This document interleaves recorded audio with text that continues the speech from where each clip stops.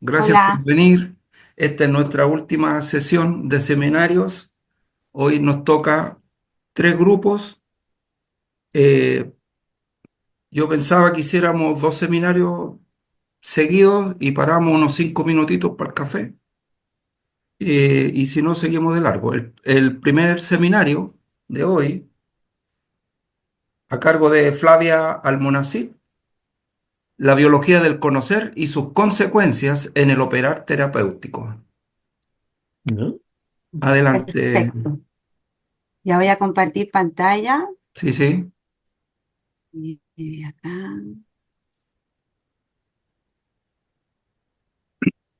Ahí. Ahí está perfecto. Mm. Apareció. Sí, pero quiero ponerla en grande, pero espérame, Se ve bien, se ve bien. espérame. Ahí. Ahí se ve más grande, ¿no? Sí, Sí, Ya. Bueno, buenos días, profesores, compañeros, compañeras. ¿Me escucho bien? ¿Se sí, sí, escucha bien? perfecto, sí. Perfecto, perfecto. ya. Bueno, les voy a contar del trabajo que yo hice como conclusivo de este programa de diplomado, le puse por nombre la biología del conocer y sus consecuencias en el operar terapéutico. Bueno, este trabajo lo desarrollé en este tema porque es un tema que a mí me interesa profundamente. Yo soy psicóloga y trabajo haciendo psicoterapia. Y bueno, en el proceso de mi formación y profesional, puntualmente como psicoterapeuta, he como evolucionado desde distintas miradas este hacer y también pensando en llegar a trabajar desde una perspectiva que para mí tuviera sentido. Cuando uno está haciendo terapia, uno se enfrenta o participa de un montón de conversaciones con gente que está en situaciones normalmente complicadas, la gente que va a terapia está viviendo procesos en su vida difíciles. Uno podría pensar que son siempre muy parecidos los motivos de consulta: duelos, rupturas relacionales, qué sé yo, traumas presentes o pasados que se evocan con un correlato emocional también que podría ser también parecido: sufrimiento, incomodidad, sensación de incompetencia, etcétera. Pero en la práctica uno se da cuenta que todas las personas son un mundo aparte y que cada proceso terapéutico es diferente uno del otro. Em, ay, ay, ¿cómo avanzo acá? Ujú. Ah, ah, ah, ah.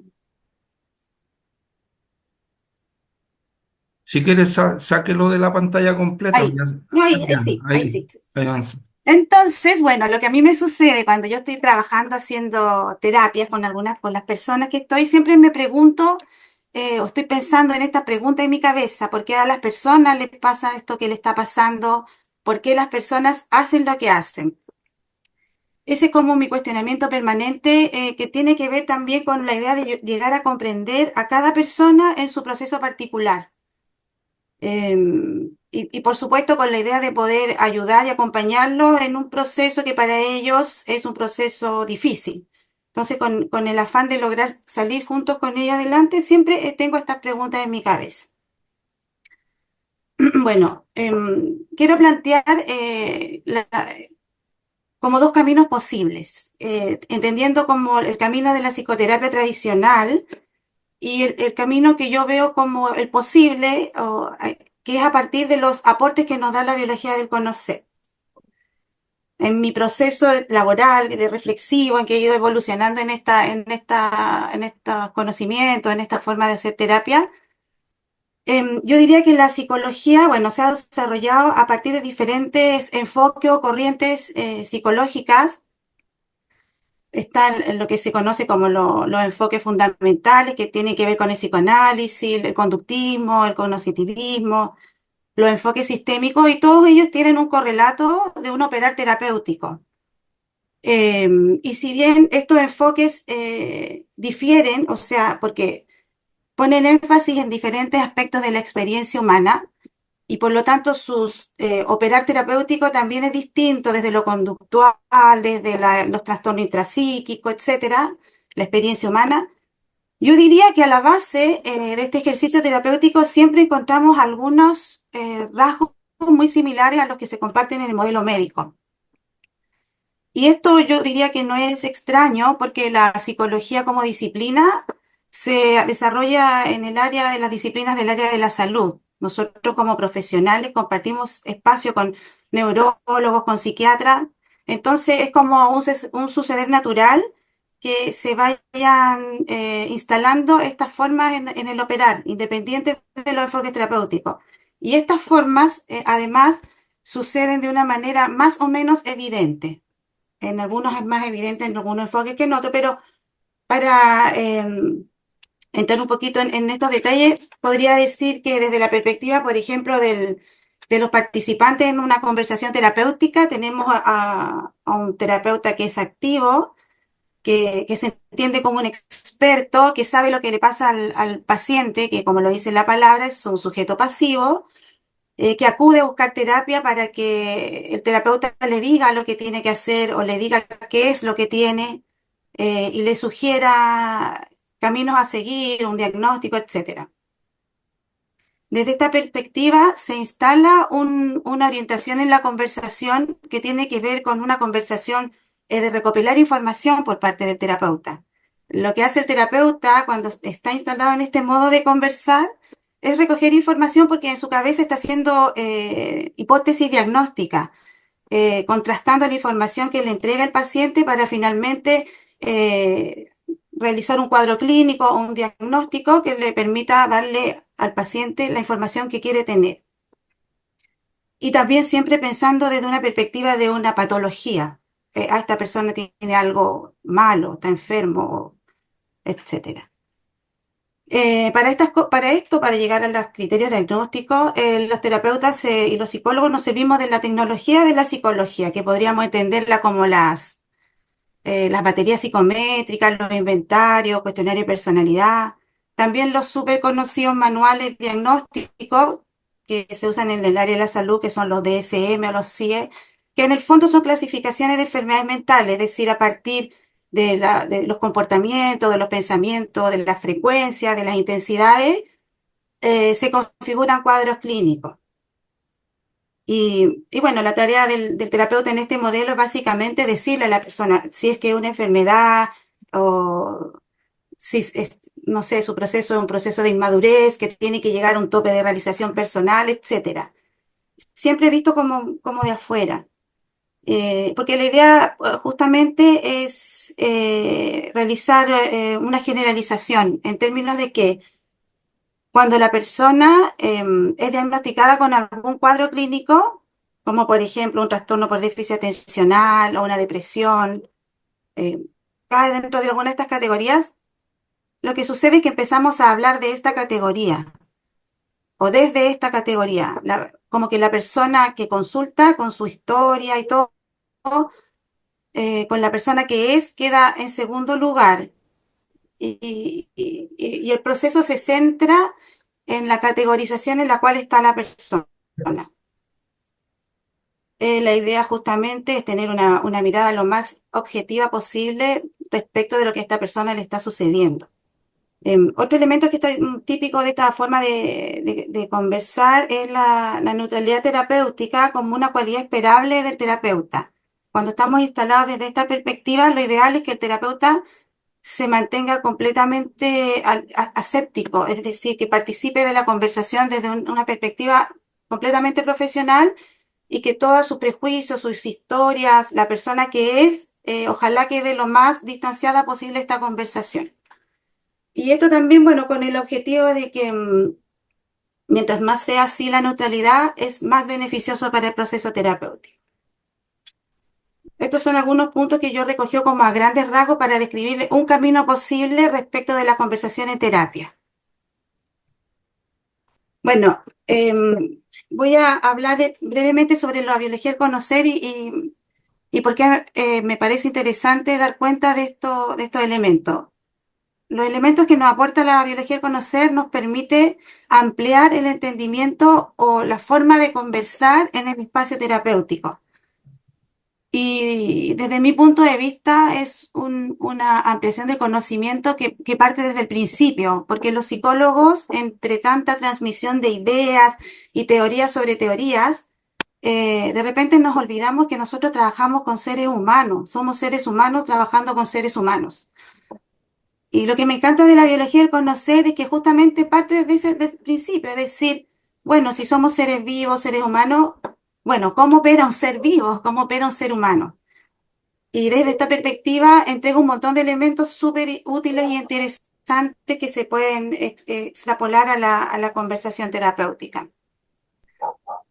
La biología del conocer entonces nos habla de autopoiesis y nos dice que nosotros, los sistemas vivos y los seres humanos, somos sistemas moleculares autogenerativos. Y esto significa que nos vamos generando momento a momento mientras realizamos nuestro vivir, en un proceso que es dinámico, que es irreversible, que es permanente y que es coherente con el sistema que somos.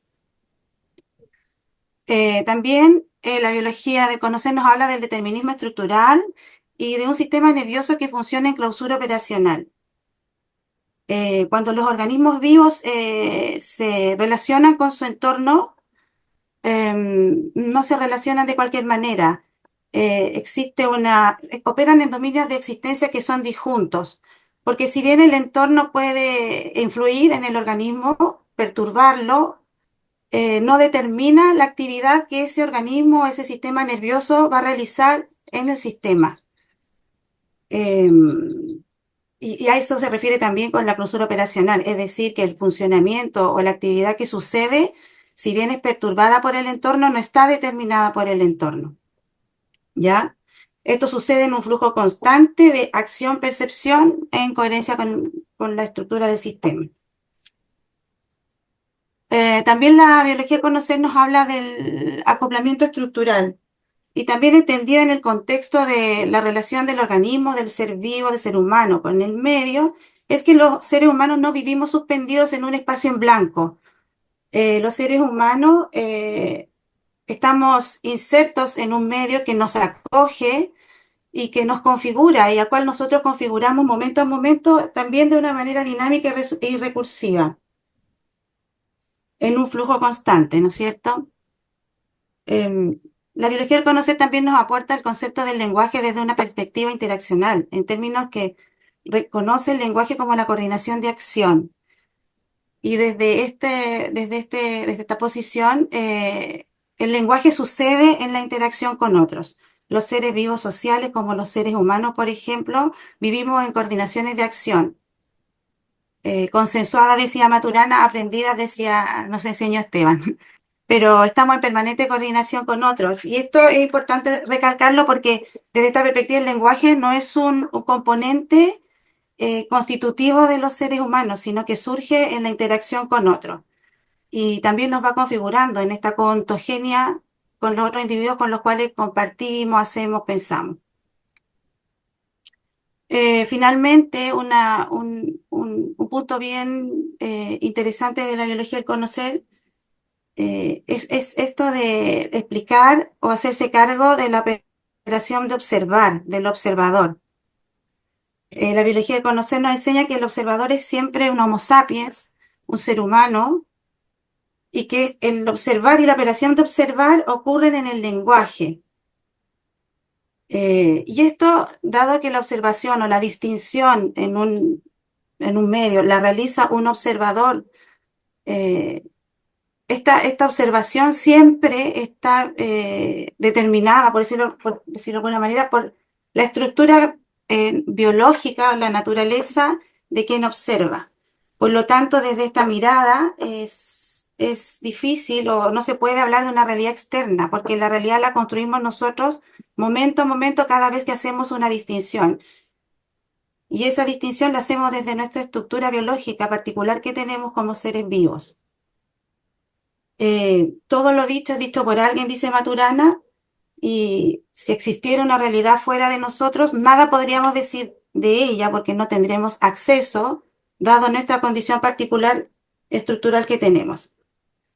Entonces, desde ahí se cuestiona la objetividad de la realidad. Existen tantas realidades como distinciones puedan hacer los seres vivos, los seres humanos. Bueno, estos elementos son válidos para entender la conversación terapéutica desde una posición diferente. La biología del conocer nos entrega una descripción del modo en que operamos los sistemas vivos. Y desde esta perspectiva es posible abrir otras opciones que amplían las miradas de las opciones tradicionales en los procesos, en las conversaciones terapéuticas.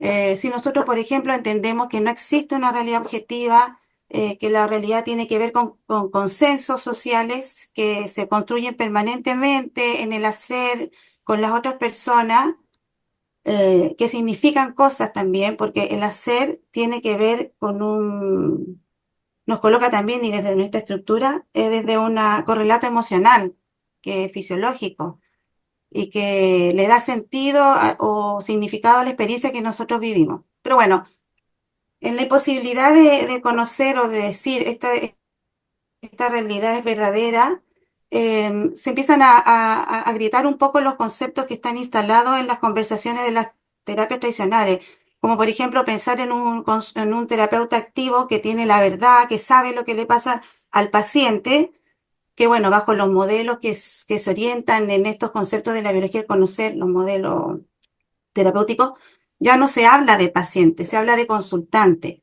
porque la persona deja de ser una persona pasiva en la conversación terapéutica.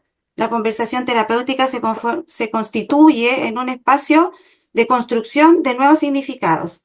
Si nosotros nos configuramos momento a momento, decía Maturana, las palabras, esto no es una metáfora, las palabras, el medio a nosotros nos configura molecularmente, estructuralmente. Entonces, la posibilidad de la conversación terapéutica se transforma en una posibilidad de transformar o construir otras realidades posibles considerando las coordenadas personales del sistema, de la persona que está conversando conmigo, que constituyan su sufrimiento en algo que no sea considerado una enfermedad o una anomalía, sino como parte de su proceso de vida, que es él o ella lo vive de esa manera porque es coherente con su modo de vida. De esta manera también los criterios diagnósticos parecen no ser tan aportativos.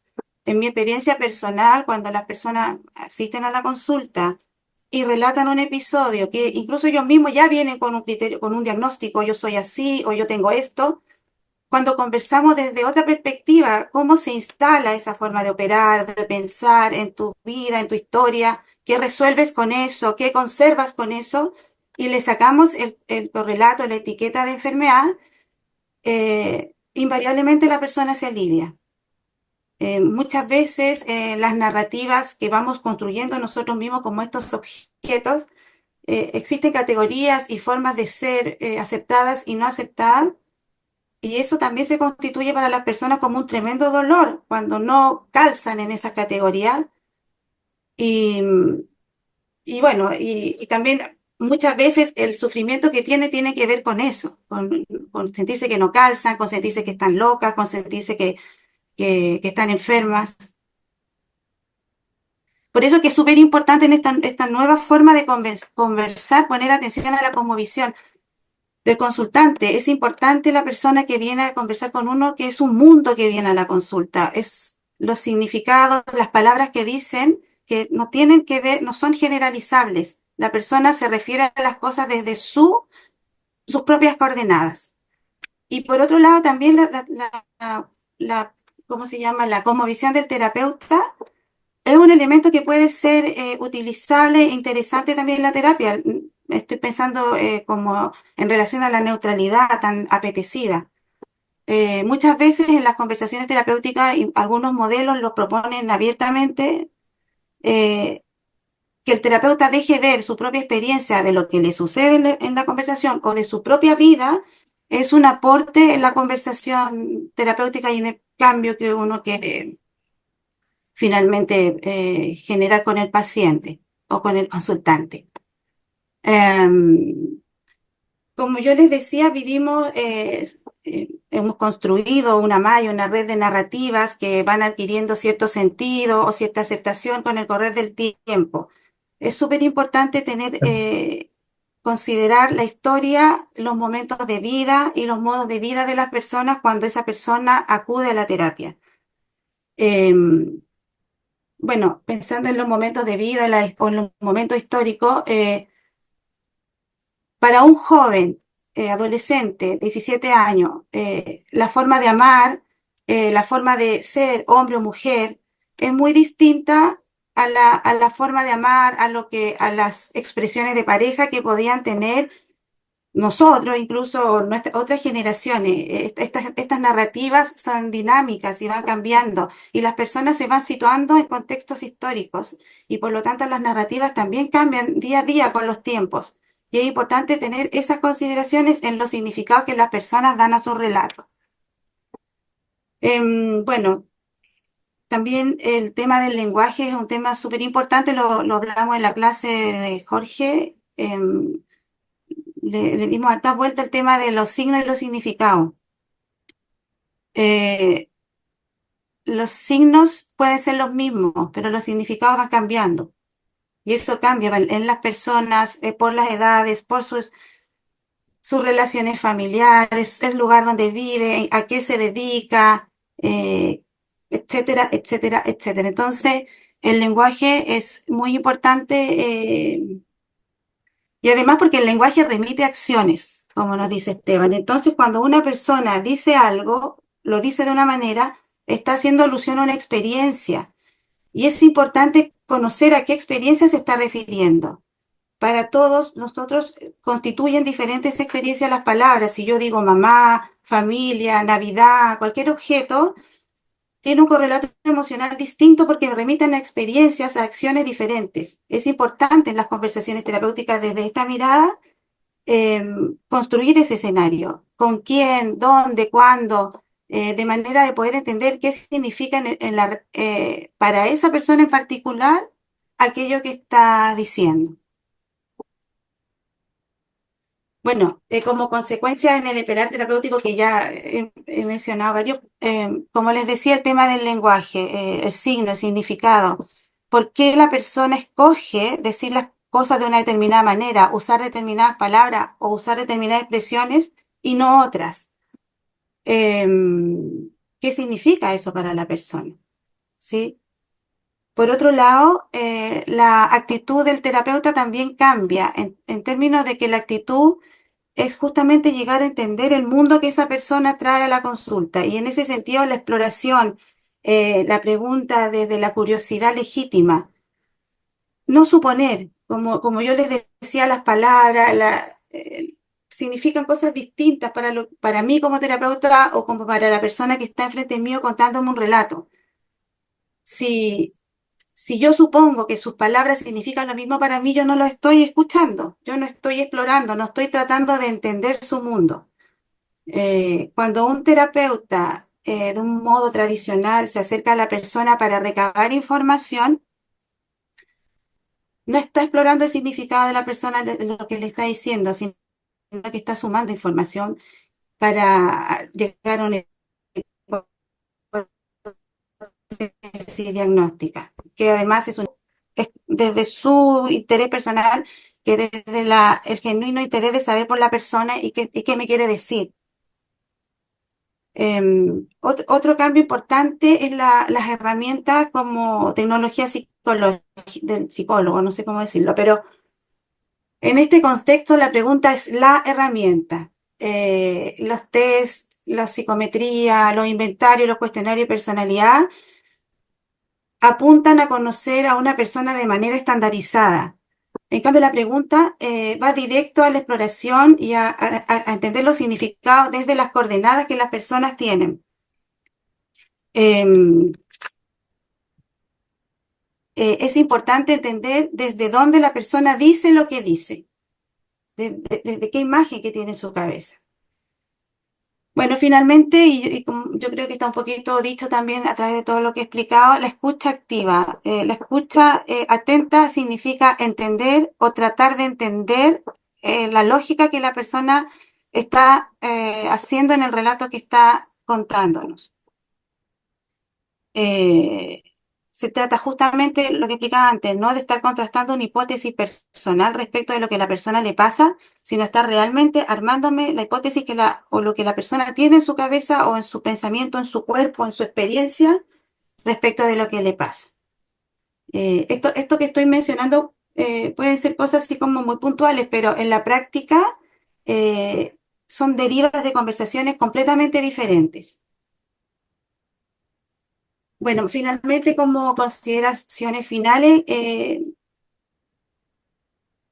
quiero em, decir que para mí, como terapeuta, el objetivo de la conversación con las personas es entender por qué la persona hace lo que hace, por qué a esa persona le pasa lo que le pasa, como volviendo un poco a la pregunta inicial. Y en mi experiencia profesional me he dado cuenta que cuando la persona logra entender por qué hace lo que hace o por qué le pasa lo que le pasa, le da un sentido, tiene un sentido en su historia de vida, en su forma de ser, en sus historias de relaciones.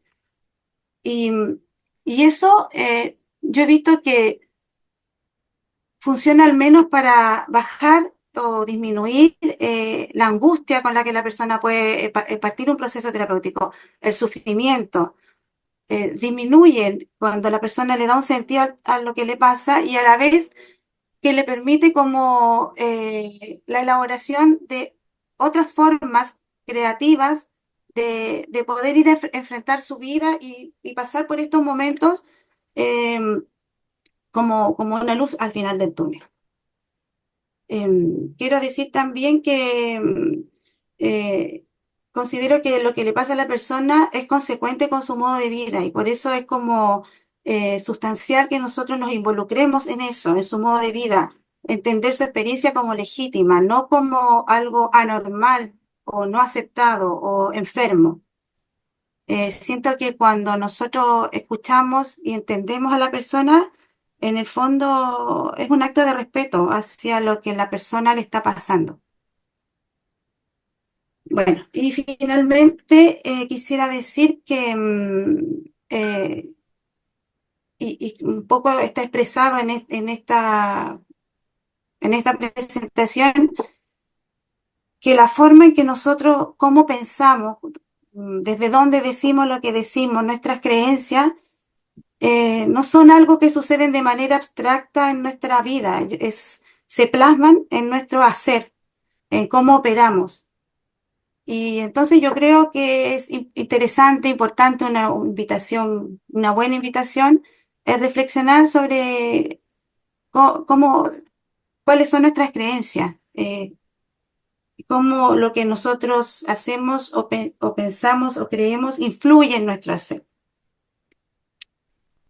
Bueno, creo que les he dicho todo lo que tenía preparado. Cada parte de lo que les he estado contando en realidad abre muchas otras posibilidades de conversación, pero mi idea era presentar de manera didáctica o eh, cómo la biología del conocer finalmente se entrelaza con el hacer del terapeuta. Eso, muchas gracias por escucharme. Gracias, Flavia. Gracias, profesores, por favor. No, yo quiero decir primero que es muy pedagógico lo que hiciste, o sea, sobre todo en la primera parte, ¿ya? O sea, sistematizar las cosas es importante y te quedó una cosa bien pedagógica. Otra cosa interesante es cuando dijiste que la pregunta como herramienta terapéutica, ¿ya? Yo creo que eso también es crucial, porque obviamente que en esta presentación y en esta reflexión tú no llegas a una verdadera, lo que podríamos llamar una psicoterapia realmente basada en la biología del conocer. Eso es algo que hay que construir y que se va a demorar 20 años en hacerlo. Pero yo creo que Mm. ahí tiene una intuición potente en decir que la pregunta como herramienta. Entonces, una pregunta, para poder hacer la gran teoría que hay que construir, es hacerse la pregunta, ¿Qué es lo que es la pregunta desde el punto de vista de la biología del conocer? Ujú. ¿Ya? Sí, cuando estaba haciendo mi Es una trabajo, la petición verdad de que reinterpretación. Entonces, hay muchas, por ejemplo, es una petición de que yo te pido que reinterprete tu situación. O sea, es una cosa súper complicada, pero súper potente, llena de muchas potencialidades. Eh, si la pregunta es una herramienta, entonces, ¿cómo hay que ver la herramienta? Entonces, yo creo que ahí hay un camino a seguir y es importante, yo creo, lo que hiciste tú en esta sistematización, que es el primer paso a teorías que se van a demorar 20 años en ser construidas, ¿eh? mm, Ese es mi comentario. ujú. Bueno, y a mí me surgen varias cosas Lo mandé ahí en el chat, ¿no? y veamos esto así. No escucho bien, ¿Me oyen ahí? más o Sí, menos. yo Más o escucho. menos, tal vez tenés que acercarte más. Qué raro. Y ahí, Ahí sí. Sí. ya. Bueno, hay varias cosas interesantes en realidad que podrían mencionarse. Y el asunto de la chirimoya, pues si uno dice, me gustan las chirimoyas, y el otro dice, ¿cómo te gustan las chirimoyas si son tan desagradables? Bueno, al menos es que cuando uno hace una afirmación, usualmente se dice algo sobre algo, es decir, hay un objeto, la chirimoya es el objeto, y ese objeto está claro y definido como objeto para ambos en esa conversación. Pero si alguien dice el amor es lo más maravilloso y el otro dice el amor solo causa sufrimiento, y el objeto entonces es el amor. ¿Es el mismo amor para uno y para el otro? Es una pregunta, no tenemos que saber de qué estamos hablando, porque pudiera ser que lo que uno dice amor y lo que el otro dice amor sean cosas diferentes como objetos. No es tan sencillo saber, en el caso de la chirimoya es simple, pero cuando los objetos ya no son objetos de la Concreto. concretitud objetual y en la cual estamos todos en un consenso relativamente simple porque tiene que ver con nuestra semejanza estructural, sino que los objetos son conceptos. Hay un espacio muy grande, se abren mundos de significados muy distintos, ¿no es cierto? Entonces es clave escuchar qué quiere decir el otro cuando dice amor o lo que sea que dice. En cualquier conversación, sea terapéutica o de cualquier estilo. En la mayor parte de las conversaciones humanas lo que interesa es escuchar al punto de establecer un criterio común respecto de aquello que el otro está diciendo y uno mismo también. Ahora, ¿hasta qué punto tú eres tabla rasa? Porque tú puedes estar dispuesta a escuchar desde la nada. Desde ningún punto, pues, profesor. Ah, pues es interesante porque en algún momento tú dices yo soy tabla rasa, entonces voy a oír lo que esta persona me dice sin prejuicios y voy a preguntarle de modo de establecer un sentido común, porque tu trabajo es bien delicado, porque tengo que establecer un sentido común sobre estos objetos que son conceptos Abstracto. y el amor, por ejemplo, y enseguida la única manera que tienes tú de saber si es que estás en ese entendimiento es ver si ese es coherente con otras cosas que ese señor dice, lo que predica de eso, por ejemplo.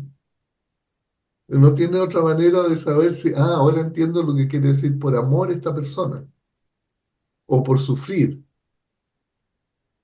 ¿Cómo vas a saber? La única manera de saber es si ese entendimiento que tú ahora tienes, después de oír, es coherente con otras dimensiones del discurso donde hay otros objetos que están mencionados de tal manera.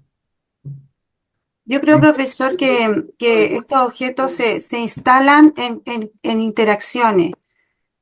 No creo que incluso en una misma persona, refiriéndose, por ejemplo, al amor, lo diga de la misma manera con diferentes interacciones. Por eso yo creo que Claro, es pero tan para eso, particular. absolutamente, por eso que tú tienes que ponerlo tienes que arrinconarlo, pues. Ya decídase, me dice esto o me dice lo otro, porque las personas también pueden perfectamente no saber que tiene una contradicción entre los modos en que usa una cierta distinción. Y eso es lo más común que hay en las conversaciones, lo más común. Cualquier frase que tú examines está cargada de sentido a veces contradictoria. Toma una frase de un texto cualquiera de biología y vas a ver que hay una frase que es una frase, en realidad tiene dos predicados o tres, que no necesariamente se nexan, solo se nexan porque están en la misma frase. Pero si tú encuentras los sentidos de cada predicado, pueden ser contradictorios entre sí. ¿Y qué hay de malo en ser contradictorio? Los seres humanos No, somos no, contradictorios. porque eso podría ser, si no, no ¿Por te qué digo que tendría sea que llevar yo a malo. una persona a Entonces, decidirse? pues, Pero bueno, esto es sí, porque una...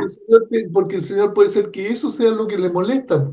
Ah, claro, por eso es importante saber qué es lo que a la persona le molesta en su modo de vida Claro, pues, hay que saber qué es lo que le o le molesta. duele. Pongo yo, que ese es tu trabajo, pues, no el mío, no. ¿No? Aunque a veces uno le pasa con los estudiantes, que cuesta mucho entender qué es lo que quieren, porque tú dices, ni ellos mismos saben. Claro, no saben porque está teniendo dos conversaciones que se contraponen al mismo tiempo. Y la otra cosa, entonces, claro que escuchar es un arte. Y la otra, y no es inocente. En algún momento tú no puedes ser y nadie puede ser una tabla rasa absoluta. Porque va a haber un implícito desde donde tú estás oyendo que puede ser irreductible a veces. Y eso es lo que le da la gracia, el sabor a la vida humana tan interesante que es, ¿no? Ahora, la otra cosa curiosa, ¿el bienestar es la ausencia de dolor o es otra cosa? Porque tú puedes hacer una teoría, una tiranía del bienestar. ¿Cómo sucede en nuestra sociedad actual? En muchos lados pasa eso, la tiranía del bienestar. Ajá. Entonces yo sufro porque no estoy suficientemente bien respecto de no sé qué expectativa de bienestar la gente tiene. Pero yo me acuerdo de más de una conversación en mi vida de alguien que me dice lo que yo quiero es sanarme, me dice. Pero ¿de qué quieres sanarte si yo no veo que esté enferma de nada? Dice, ¿qué quiere decir cuando quiere decir que quiere sanarse? ¿Qué es lo que Buena quiere? pregunta. Comprende qué lo quiere esa persona que dice sanarse. Y se trata a sí mismo como un enfermo, supongo yo. Si el señor que quiere sanarse, tú lo oyes y supone, bueno, este señor supone que está enfermo. ¿Y de qué será que está enfermo? ¿Por qué dice eso? ¿Por qué se refiere a sí mismo de ese modo? Hay mucha gente que pasa eso, ¿no? Mm. Por eso yo creo que tú has dado en el clavo respecto de que lo central en tu negocio, que no es nada fácil, es escuchar, pues. Y saber, o sea, yo entiendo que lo que tú dices, que aquí podemos haber conversado de una manera que a ti te hace sentido sobre en qué consiste escuchar, porque escuchar no es hacer afirmaciones sobre algo allá, sino que abrir, explayar el mundo de significado que el otro pone en la conversación cuando conversa. Es difícil. Ujú. Claro, por eso Llegó. el otro señor no tiene ese tal cosa, lo cual a lo mejor no está malo tampoco. Depende de lo que se quiera, pues. Porque la introspección infinita tampoco a lo mejor es muy buena, pues. a uno lo llevará, no sé, por unos vertientes literarias. Bueno, tal vez uno se entretiene construyendo una narrativa sobre uno mismo que tiene infinitas, tantas dimensiones como el universo. Y finalmente la hormiga que estaba en el patio es la responsable de todo. Cuando yo tenía 3 años y la hormiga que estaba en el patio, esa es la responsable de todo lo demás. Una Mm. literatura que puede ser interesante. Bueno, en fin, eso. Bien.